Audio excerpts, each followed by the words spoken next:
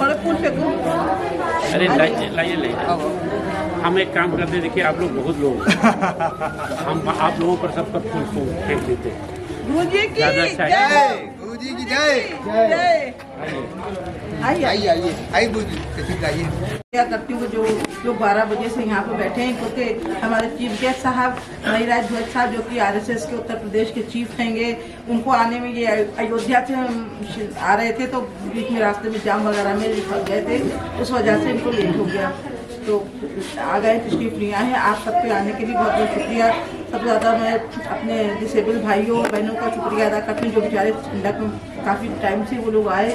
और आप सबको पता है मैं प्रिंसेस फरहाना मालकी, मेरी संस्था है बेगमात रॉयल फैमिली ऑफ वर्क के नाम से। मेरी संस्था का आज 70वां ये फाउंडर्स डे हैगा।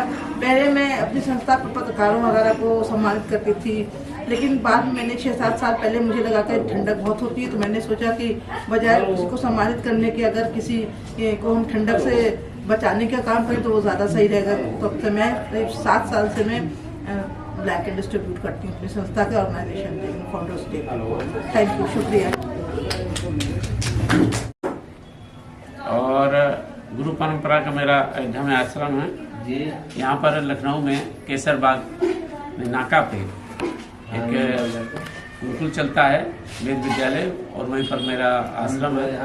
समाज सेवा के काम चलते हैं। आरएसएस का मैं प्रचारक पिछले 40 साल से, और समाज के काम, राष्ट्र के काम के लिए मेरा जीवन समर्पित है।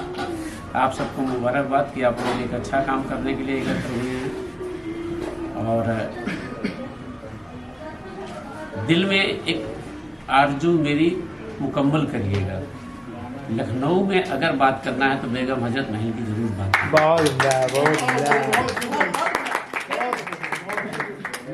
लोहा लिया था। हमारे यहाँ पे महिला शक्ति भी है, मातृशक्ति भी है। तो बेगम हजरत महल साहिबा ने बहुत बड़ी जंग लड़ी थी अंग्रेजों से। उन्होंने महिला की सेना ही बनाई थी। उनके हस्बैंड को गिरफ्तार करके मटिया बुरुज ले जाया गया था 1857 में, और वो यहीं रुक गई थी। उन्होंने कहा कि नहीं, मैं नहीं जाऊँ, मैं अपने देश की उनको रक्षा करूँ। उनको अंग्रेज़ों ने बहुत ऑफर दिए, उनको शादी के मैरिज प्रपोजल दिए। She was only 20 years old at that time when उनके हस्बैंड को इम्प्रिजन करके वहाँ पर मटिया बुरुज ले गए थे। तो बहुत यंग थी, जाहिर सी बात है, लेकिन उन्होंने अंग्रेज़ों से ट्रीटी नहीं की। उनका आप मुझसे ट्रीटी कर ली, आपका राजपाट सल्तनत सब रहेगी। उन्होंने कहा मैं थूकती हूँ ऐसे राजपाट पर जिसमें मेरे हिंदुस्तानियों का खून की होली आप लोग खेल रहेंगे, मैं आप लोग से जंग करूँगी। लेकिन बदकिस्मती से ये हुआ कि वो बेचारी हार गई, क्योंकि उन लोगों के पास देखिए आधुनिक हथियार थे। उनके पास तोपें थी, गोले थे और कैनन्स थे उनके पास। और हमारी जो बेगम हजरत महल साहिबा थी उनके पास ढाले थे, तलवारें थी, क्योंकि हिंदुस्तान में इतना ज़्यादा तब एडवांस नहीं हुआ था। तो इसीलिए वो फिर जंग लड़ते लड़ते इसी सरफराजगंज से लड़ते लड़ते फिर वो नेपाल निकल गए। लेकिन अंग्रेज़ों से उन्होंने संधि नहीं की। जैसे कि माधवराव सिंधिया साहब ने राजस्थान में उन्होंने संधि कर ली थी अंग्रेज़ों से, और अपने देश से गद्दारी करके वो उन्होंने संधि करी। और अब वो उनका राजपाट सब कुछ उनका काफ़ी चीज़ें उन लोग पास, लेकिन हम लोगों के पास सिर्फ रॉयल जो हम लोग को वसीक़ा मिलता है, रॉयल पेंशन है, बस वही मिलती है। अब मैं अपने में सबका तारुफ एक बार करा दूँ। हमारे बीच हमारे मिश्रा साहब हैंगे जो कि एक्साइज कमिश्नर होकर रिटायर हुए हैं, और वो अपना इस टाइप पे दिव्यांग चैनल भी बनाते हैं। बहुत अच्छा काम कर रहे हैं। वो कहते हैं मैं हैंडीकैप हूँ नहीं हूँ, वो अपने को बिल्कुल स्वस्थ मनुष्य समझते हैं। बहुत अच्छी बात है, उनके लिए एक जोरदार ताली बजा दें। सोसाइटी के मिसम रिजवी साहब भी खड़े हो जाएं, और मिसम नकवी साहब भी हमारे बीच मौजूद हैंगे। वो हाई कोर्ट में ये वकील भी हैं, साथ में उनकी सोसाइटी भी चलती है। उसके बाद हमारे इरफान साहब वकील हैं, हाई कोर्ट के वकील हैं, उनकी मैडम भी हैंगी, वो भी हाई कोर्ट के वकील, दोनों वाइफ हस्बैंड दोनों वहीं पे हैं। उसके साथ साथ हमारे रजा भाई कहाँ गए? ये हमारे रजा भाई ये दिव्यांगों का बहुत ख्याल रखते हैं और उनके हक में बहुत सारे काम करते हैं, उनको व्हीलचेयर दिलाना और जो भी उनकी समस्याएं होती हैं उसको हल करते हैंगे। और हमारे बीच डॉक्टर अफसर रजा जाफरी साहब हैं, और हमारे बीच है फरमान साहब हैं, हमारे खालू भी हैं, चीफ इंजीनियर हो के रिटायर हो गए हैं। हमारे बीच में सईदा बेगम साहिबा जो कि मेरी खाला भी हैंगी, और वो भी हेल्थ डिपार्टमेंट में थी, अब रिटायर हो गई हैंगी। तो मैं अब ज़्यादा समय ना लेगा, क्योंकि जमाल साहब भी आ गए हैंगे, सज्जाद टाइम्स के जमाल साहब भी आ गए हैंगे। ये भी बहुत अच्छा काम कर रहे हैं, बच्चों को फ्री कंप्यूटर की शिक्षा देते हैंगे, इनकी भी सोसाइटी चलती हैगी। और हर एक का नाम। और सबसे ज़्यादा मेरी भाभी हैं मीठा मुशीर साहिबा हैंगी, और मेरे भाई हैंगे मुशीर साहब, और मेरी संस्था की जनरल सेक्रेटरी प्रधाना आफी साहब भी यहीं पे हैं, और बाकी मेरे हस्बैंड रिजवाना मालकी साहब जो कि आप लोग के लिए लगे हुए, और मेरी आपस कहाँ गई जोया वो संस्था में भी है, थोड़ा इंतजाम में लगी है, चाय नाश्ता के इंतजाम में। कोई इधर से स्कूल ले लो। ठीक है, मैं तो 10 बजे सुबह उठी साहब का बता दूं कि सारा उसने करवाया, मैंने कुछ काम नहीं किया है। इनके हस्बैंड ने, उनके सर्वेंट जो भी इनके थे उन लोगों ने कराएगा, मैं तो लेट थी। अब मैं अपने भाई मुशीर साहब से जो कि इस कार्यक्रम के गेस्ट ऑफ ऑनर हैं, और उनसे मैं दरख्वास्त करूँ कि 2 शब्द बोलें। अभी रुक जाओ, भाई वाकई में ये तो जो ऑर्गेनाइज किया गया है, ये जो फंक्शन यहाँ पे काबिल तारीफ़ है। इसमें जो महानुभाव जो यहाँ पे मौजूद हैं, जितना भी उनका शुक्रिया अदा किया जाए कम है। ये बहुत ही अच्छा नेक काम के लिए क्या नाम है फरहाना ने शुरुआत की है। ये हम सभी लोगों को लिए बहुत खुशी की बात है।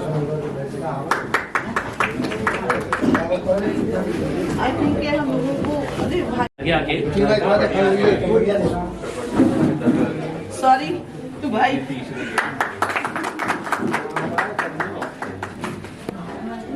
अब मैं सोचती हूँ कि जो बहुत देर से जाने के लिए बैठे कार्यक्रम का शुभारंभ कर दिया जाए। सबसे पहले ये कहना चाहूँगा कि ये खिदमत खल्क के जो जज्बात हैं आपके अंदर, और वक्तन फ़ौक़न आप ये प्रोग्राम करके गरीबों को जो इस तरीके से उनके जो दुख हैं कम कर रही हैं, इसके लिए बहुत बहुत शुक्रिया। और गुरुजी जो हमारे साथ अभी आए हैं, और इससे पहले भी मैं इनसे मिल चुका हूँ, तो आप सभी लोगों का बहुत आभार और शुक्रिया अदा करना चाहूँगा। और ये खिदमत खल्क का जज्बा है, और इसमें बढ़ चढ़ के हम लोग आना चाहते हैं, और आपके इस प्रोग्राम से काफ़ी लोगों का भला हुआ है, और इंशाल्लाह आइंदा होता रहेगा। सभा की गई है, इसमें मैं सबसे पहले आदरणीय गुरु जी का धन्यवाद देता हूँ, और साथ ही साथ यहाँ आए हुए जितने भी मेंबर्स हैं, अलग अलग कैडर्स के, अलग अलग कैटेगरीज के, उन्होंने जो खिदमत अंजाम करने की कोशिश किया है। और सबसे बड़ी बात यह है कि एक ऐसी चीज़ है कि प्रिंस फरहाना मालिकी जो वेलफेयर हैं और अध्यक्ष हैं, उन्होंने एक नायाब और नेक काम किया है जो वाक़ईतन काबिल कबूल है।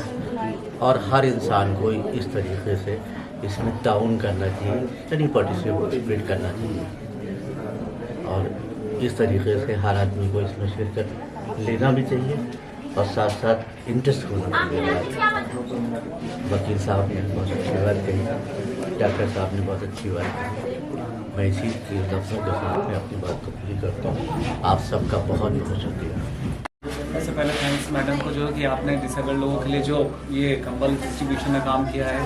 और कई लोग ऐसे भी होते हैं जो अपना मतलब फाइनेंशियली अगर हेल्प नहीं कर पाते हैं, तो किसी तरह से अपना, जैसे आप लोग ने बताया कि अपने नॉलेज का वो कर रहे हैं, जैसे जमात साहब है, कंप्यूटर की फ्री एजुकेशन है, और मीसम भाई जो है पूरे इंडिया में जा रहे हैं। तो और जैसे अभी देखा होगा मैडम ने जो है रूबी गेट का जो रिनोवेशन हुआ है, उसमें बहुत बड़ा प्रयास किया गया, उसी आपके प्रयास से ही पूरा जो है कोशिश हुआ है।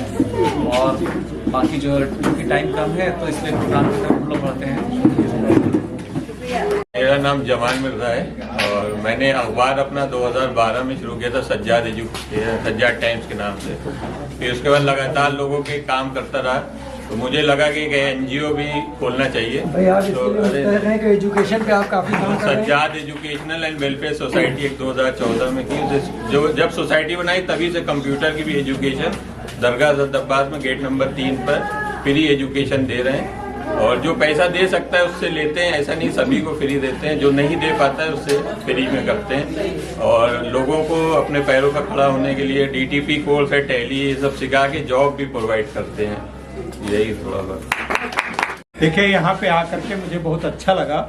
आदरणीय गुरु जी का मैं अभिनंदन करता हूँ, जो इस प्रकार के कार्यों में आकर के लोगों को प्रेरणा देते हैं और अनुप्राणित करते हैं कि आगे बढ़ें।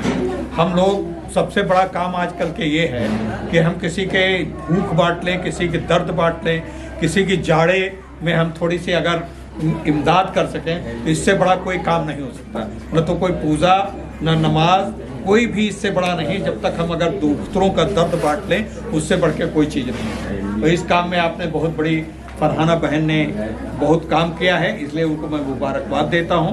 और हमारा विकलांग साथी ट्रस्ट भी, उनके साथ हम हुसैन रजा और हम लोग हमेशा साथ रहेंगे। और आप जब जहां भी कहेंगे, हम आने के लिए, आपकी सेवा करने के लिए, आपके साथ साथ कंधे से कंधा मिलाने के लिए तैयार हैं। बढ़िया गरम है। आ जाओ, इधर आ जाओ तुम। आइए और कौन? ये रतन महानुभाव जो है, आइए आइए आप आइए भाभी इधर आ जाइए। आ जाओ, आप भी इधर ही आ जाओ। आ जाओ, इधर ही आ जाओ, इधर ही आ जाओ। चल जाना। आ जाओ, आइए पीछे ये आइए आप लोग आइए।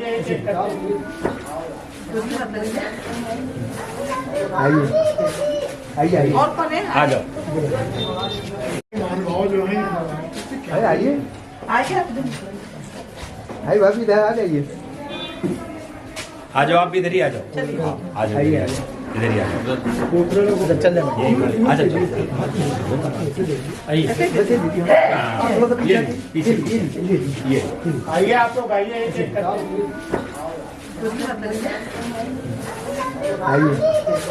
आइए आइए और कौन है? आ जाओ। शाबाश, आ जाओ, इधर घूम जाओ। सब एकदम हाँ, नहीं बस ठीक, बैठने वाले बैठ वहीं जाके बैठ जाओ।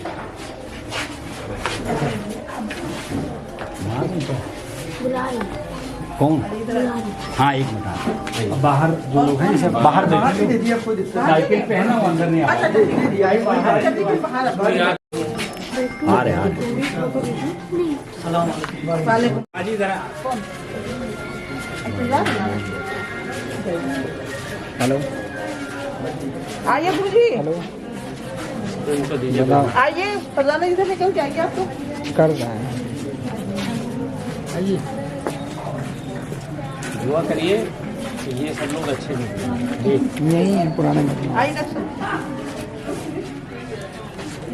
ये उधर उधर पीछे इन लोगों इनको दुआ के पूछेंगे।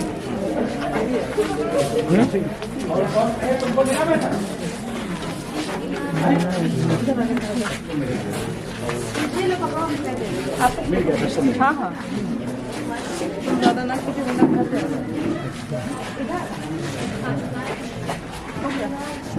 होल्ड करो। तो आपको मिल पाएगा। दर्द की बात हो, दर्द हम बांट लें, ऐसा किसी इंसान को सहज तो नहीं। हम चलें रास्ते पर, ठोकर लगे यदि उठा लें तो उसको तो आसान नहीं। तो बहन फरहाना जी ने आज एक दर्द बांटने का काम किया है। जाड़ों में जिस प्रकार से ठंडक में ठिठुरन होती है, और उस ठिठुरन से गर्म लिहाफ दे करके, कंबल दे करके, अगर आज गरीबों की, विशेषकर दिव्यांगों की अगर कोई मदद करे तो उससे बढ़ के कोई काम नहीं होता। और ये मदद हमारे आदरणीय गुरु जी, श्रद्धेय गुरु जी के कर कमलों द्वारा हो, जिनके लिए हम कहते हैं गुरुर् ब्रह्मा गुरुर् विष्णु गुरुर्देवो महेश्वरा गुरु साक्षात परब्रह्म तस्मै श्री गुरुवे नमः। तो आदरणीय को मैं नमन करते हुए, फरहाना जी को बहुत बहुत साधुवाद देते हुए, मैं ये चाहूँगा कि आपके मन में इस प्रकार की भावना कैसे उठी कि आप इस प्रकार के काम करते रहें। आपका ये जो princess royal family of Awadh का जो है ये मोटो जो है, उस पर इसको पकड़ लीजिए, उस मोटो को आप इस कैसे अंजाम देती हैं? एक्चुअली बचपन से मेरे घर में मेरे फादर लेट प्रिंस दैन नवाब मालकी साहब बहुत फेमस थे, बहुत बड़े नवाब थे लखनऊ के, और वो अंगारों पे नमाज़ पढ़ने के लिए बहुत फेमस थे। क्या बात। तो बचपन से मैं अपने घर में डीएम है, एसएसपी हैं, डीआईजी, इन सब की, मिनिस्टर, एमएलएज, बहुत, मेरे पापा बहुत सोशल वर्कर थे। कितनी बच्चियों की उन्होंने शादियाँ करवाई, कितने सड़कों पर नल लगवाए, लोगों के गलियों में पानी नहीं जाता था, पूरे अपने ज़ाती पैसे से एक बहुत बड़ी दरगाह बनवाई, एक मंदिर में उन्होंने आधा पैसा दिया था, एक मस्जिद उन्होंने बनवाई है जो अभी भी मौजूद है, मंदिर भी है और मस्जिद भी है और वो दरगाह भी है मुफ्तीगंज मालकी स्ट्रीट पे। हम लोग के दादा की पूरी स्ट्रीट थी हम लोग मुफ्तीगंज मालकी स्ट्रीट अभी भी है, और वहीं पे मेरा पुराना जो एंसेस्टर हाउस है वहीं है, लेकिन अब मैं वहाँ रहती नहीं हूँ। अब मैंने यहाँ रहना शुरू कर दिया, वहाँ पर देखभाल के लिए लोग रहते हैं। बहरहाल मैं बचपन से देखती थी पापा सबको, औरतें आ रही हैं, बहुत सारे लोग आ रहे हैं, लोग की मदद कर रहे हैं। देखते देखते मुझ में भी ये भावना आ गई। जब मेरे फादर की डेथ हो गई तो वो लोग जो थे उन लोग को ये नहीं पता चला, जो गरीब लोग दूर से आते थे उन लोग को जब पता चला बहुत उदास हुए, बोले अरे नवाब साहब की डेथ हो गई, अब हम लोग का तो सरपरस्त कौन होगा। तब मैंने सोचा कि 1 साल तो मैंने देखा कि बहुत अजीब लगा। फिर मैंने कहा मुझे कुछ करना चाहिए, क्योंकि मेरे फादर का कोई बेटा नहीं है, मैं बेटी हूँ, और मुझे लगा कि मुझे कुछ ना कुछ करना चाहिए, क्योंकि बेटा हो या बेटी हो उसको सोशल वर्क में तो कुछ नहीं होता। फिर मैंने अपने हस्बैंड बैठे हैं, हमारे हस्बैंड रिजवान नवाब, प्रिंस रिजवान नवाब मालकी साहब, उनसे कहा, कहेंगे तुम्हारे फादर करते थे तो तुम बिल्कुल सोशल वर्क करो, मैं कभी नहीं रोकूंगा।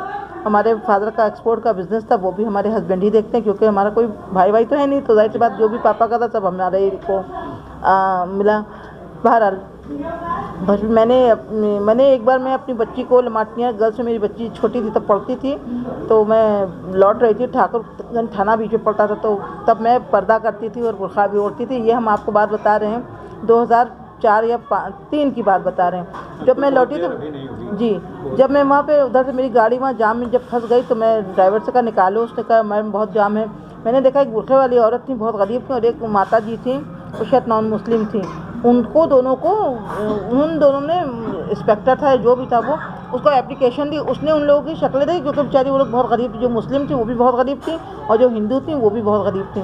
उनकी एप्लीकेशन उसने उठा कर फेंक दी। बस मुझे देख के मुझे बहुत गुस्सा आया। मैंने ड्राइवर से कहा 1 मिनट रुको, हम थान गए। हम बुर्खा पहने हुए थे, तब तक हम कोई सोशल वर्क नहीं करते थे, कुछ नहीं।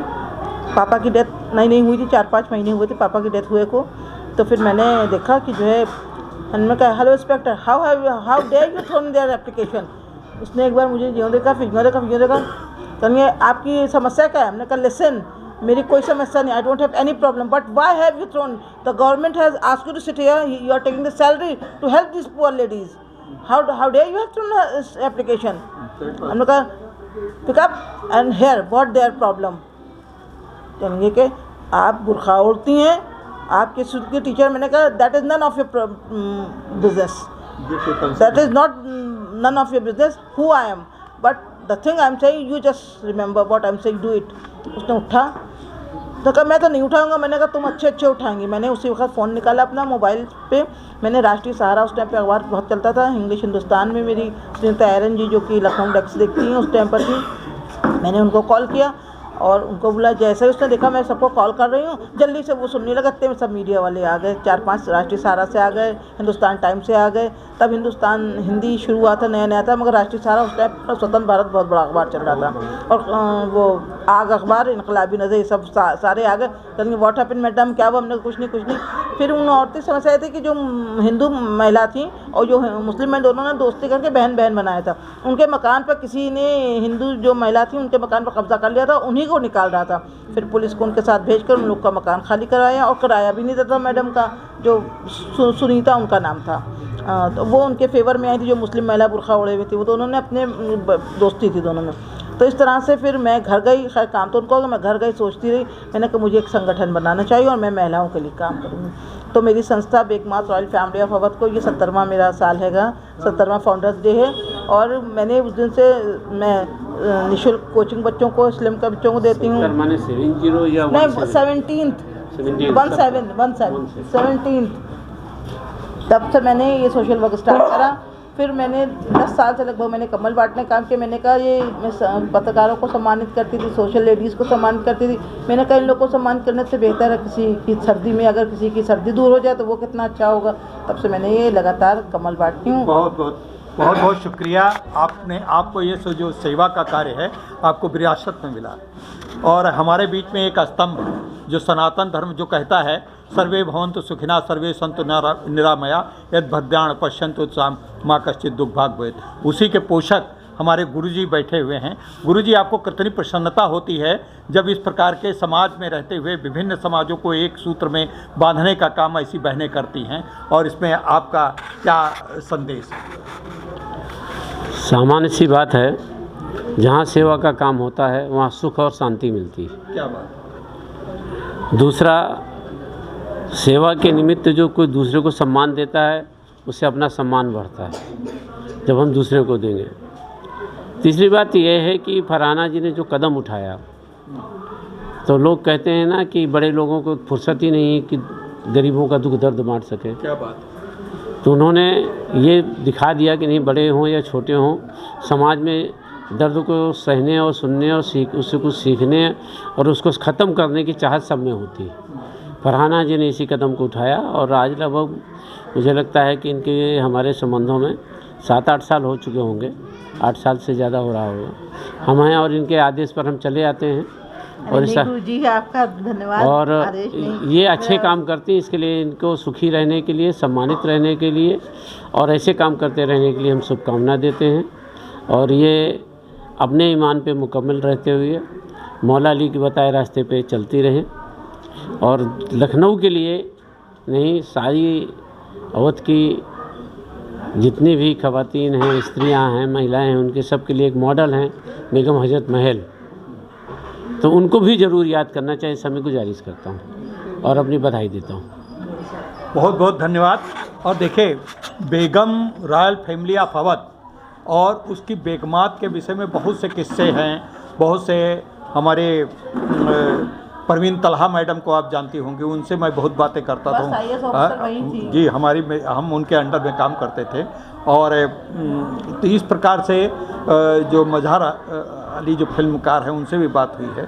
तो इस प्रकार से जब हम लोग मुस्लिम हो चाहे हिंदू हों, जब अपने परंपराओं से हट करके कुछ सेवा कार्य करते हैं तो निश्चित रूप से उनको अंदर से, जैसे गुरुदेव ने कहा, ये अंदर से बड़ी संतुष्टि मिलती है।